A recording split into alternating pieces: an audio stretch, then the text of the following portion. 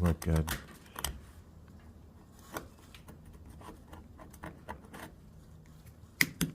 To grind that off and look at it.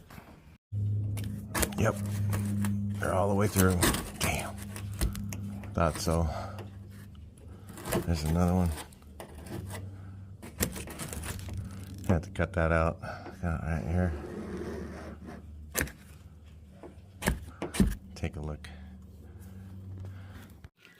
Alright, so when I was washing this thing the other day, I noticed this little rust spot, and it wasn't there when I painted the car a few years back. I mean, it's been quite a few years, but, you know, I don't know, I haven't really driven it that much, but, yeah, I noticed this rust spot, and so the first thing I gotta do is just cut it out and look in there, and apparently there was at some point, I don't think it was after the restoration, I think it was probably before in there, and it's really hard to get down into that area.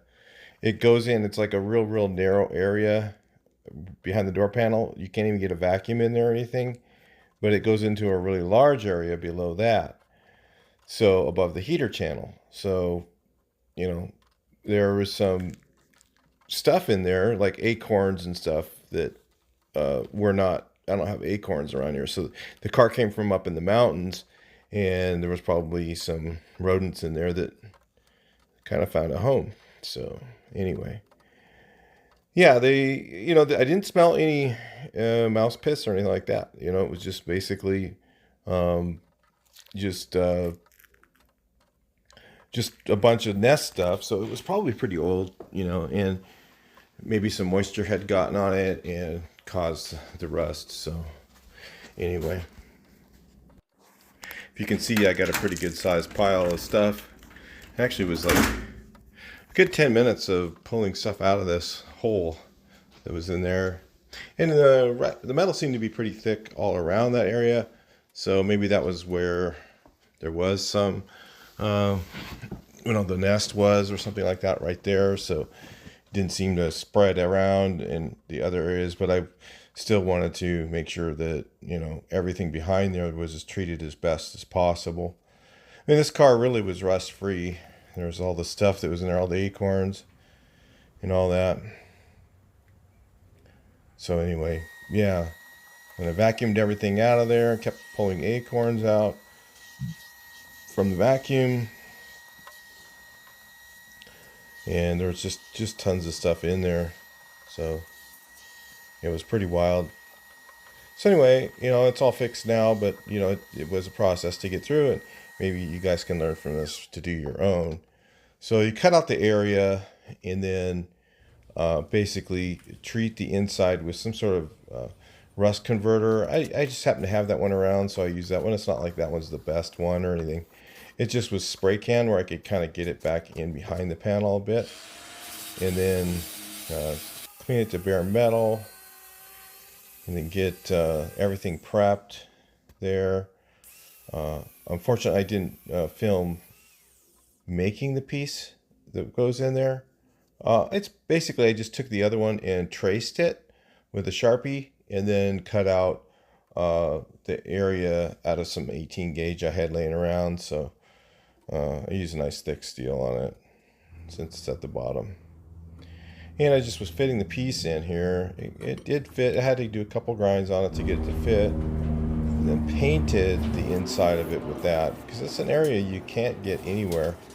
You can kind of use a straw with one of those types of, you know, the 360-degree straw thing. You can stick it down behind the door panel and paint that area, but it wouldn't have helped because there was stuff inside there that I couldn't get out anyway. So you know, maybe if you took a screwdriver and kind of dug for a while, maybe you could get some of that out, but you can't get a vacuum down in there. It's too narrow.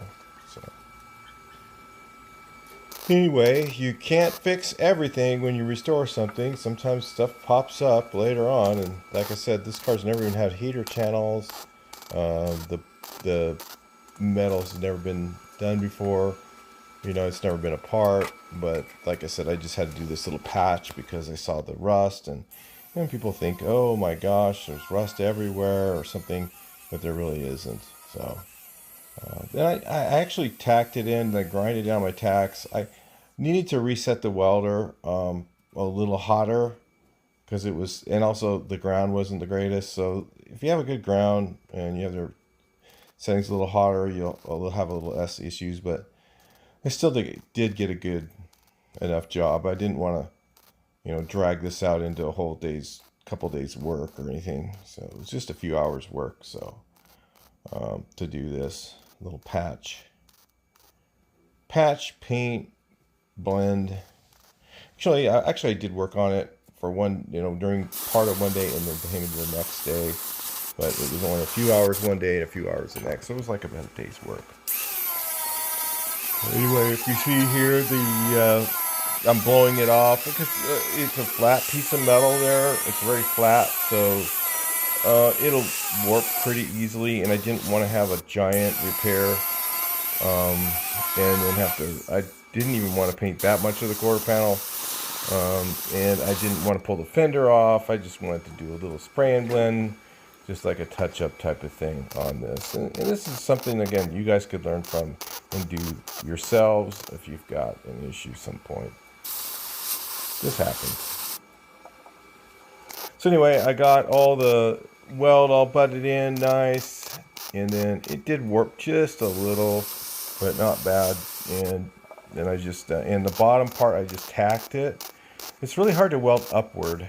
If you tried to butt weld the bottom part, it end up just backfiring on you. If water gets in there, it's okay for the bottom. I had it lapped just a little bit on the bottom. Can't even tell that I did that, but the reason I did that is because then if water gets in there, it'll have a place to escape. Even though there are vents in there, it never hurts to have too many, because that's usually what happens. If water gets in there, dirt gets in them, and then that part starts to rust on most cars. And so this was a preventive way of fixing that. So then I had to do a little bit of hammer work there, and again, I'm going to go ahead and do a few tacks on the bottom. I had a little high spot right there, so I want to knock it down. I might have knocked it down a little bit too much, but it was still, again, we were way under 1/8 of an inch even of Bondo filler. I used one layer of regular filler and then sanded most of that off, and then put a little bit of polyester glazing over that. I'll show you the products I used later in the video. So again, I'm tacking upward. A little kind of hard to do. You get a little, it doesn't like to do that. And I couldn't clean the metal very good under there. And I didn't really want to like really scratch it down in bare metal a lot down there. And then that's an area that'd be kind of hard to coat with material. So you have to think about that sort of thing. Try and make it the best you can, make it last as long as possible. But we're not looking for forever. So yeah, cleaning up the metal, got the welds down pretty tight. I always leave a little bit of weld there. I don't try and grind everything off because we need the metal to be strong. So, I have that part a little bit low. USC grip glaze. This used to be AG47. They've changed the name to grip glaze, and that grip filler, and that is the best filler. It's super strong. It handles some stress, stuff like that. Really good. And then this stuff is basically USC's hand glaze, or whatever it is, the glazing, but it's relabeled. So that one works really good. So then I sanded outward with 600 for my blend area was. I'm going over clear. So I didn't want to sand it you can go 800, but I just have 600. And I just used I had some 1K primer that was, pretty easy to use. A little difficult to sand, but it works fine. It had, you're not putting on a lot. It had it glazed down pretty smooth. It didn't really have much as far as waves go, so the 1K was a quick little, clean it up thing. And then the paint that I use actually is almost a DTM, the paint that I use for the car. It was a Sign Industry single stage urethane, and I put clear on it a long time ago. I get that paint for very, it doesn't cost me anything. It's just left over from jobs I was doing. So anyway, so then I put the base on, and the base, it's funny, it goes on one color and then dries different as it dries. It doesn't go on the color it is. It always goes on a little lighter, and it dries a little bit darker. And then what happens is when you put the clear on over that, then the clear actually re-wets it, and then makes it even more, oh my gosh, it looks horrible. And then you come back an hour later and it looks better. And then about a week later, it looks even better. So this is a blender, universal clear coat blender. Spray a little wet bed down and let it kind of soften the clear, so that people go, oh, you didn't sand the clear and you didn't go over all the sanding. You know what? That's what this product's for. It's to melt the clear that's there and melt the new clear into the old. So when you used to do blends years ago, you used to thin down your color and you color blend it, and you do a little thinner and you color blend it out further, and then you'd spray a blending agent over that, and you'd add the blending agent to the base, to the color. This stuff, you don't thin your clear ever, you guys. So don't do it. A lot of guys will go and they'll do a clear blend and they'll add reducer to the clear and try and make it thinner like you do with the paint. You don't do that. You just spray the clear on a little bit kind of drier around the edges. Okay, then you take that product right there and you spray it over it, and what it does is it softens the existing clear that's there. Okay, it'll soften that existing clear and it'll make that new clear stick to it. It works amazing. A lot of people go, oh, it'll blend, fade, it'll do all this stuff, and I've heard all kinds of stories, and this stuff, it really works good. It actually works better than doing a color blend, because the color blend, you go and, if the color's a little bit off and you go to polish it, you'll see the blend marks. Okay, this, I've polished over it before and you can't see anything. It just looks clear, so clear blending is really good. I mean, I wouldn't recommend doing it like on your roof or something like that, or on your hood. But on the sides, especially something low like this, it's absolutely fine. It'll last longer than the life of the paint job, probably. And it's going to last as long as anything else. So, part of unmasking here, I'm going to wrap this up here pretty quick. And then we'll take a look at it and let you guys decide what you think about it. And if you think it's looking good or maybe not, let us know. There's a comment section. Make sure you make a comment.